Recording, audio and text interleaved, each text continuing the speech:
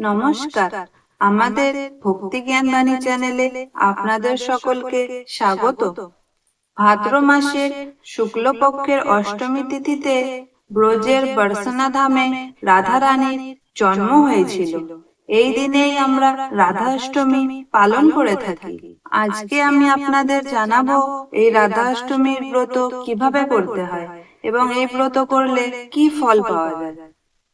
সবার প্রথমে সকালবেলা উঠে স্নান করে শুদ্ধ বস্ত্র পরিধান করতে হবে। গৃহ মন্দির বা ঠাকুর ঘরে শ্রীকৃষ্ণ বা রাধার মূর্তি স্থাপন করতে হবে। পঞ্চ উপচার যেমন ধূপ, দীপ, গন্ধ, ফুল ও নৈবেদ্য সাহায্যে ভগবানের আরাধনা করতে হবে। রাধা অষ্টমী ব্রতের দিন আপনি সবসময় রাধে কৃষ্ণ মন্ত্রের জপ করবেন। ভোগ নিবেদনের জন্য আপনি ফল, দুধ, মিষ্টি, মাখন ইত্যাদি দিতে পারেন।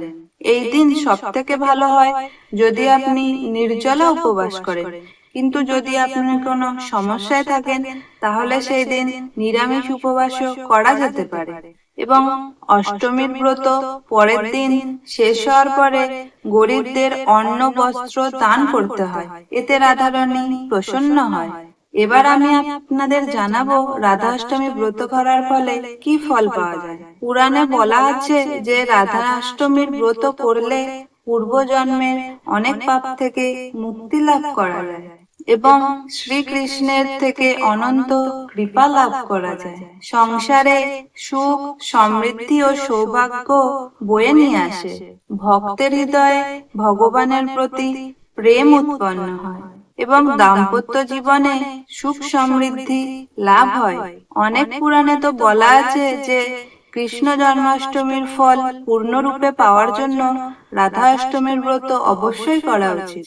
যদি আমার ভিডিওটি আপনাদের ভালো লেগে থাকে তো ভিডিওটিতে একটি লাইক অবশ্যই করে দিন আর কমেন্টে লিখুন রাধে রাধে।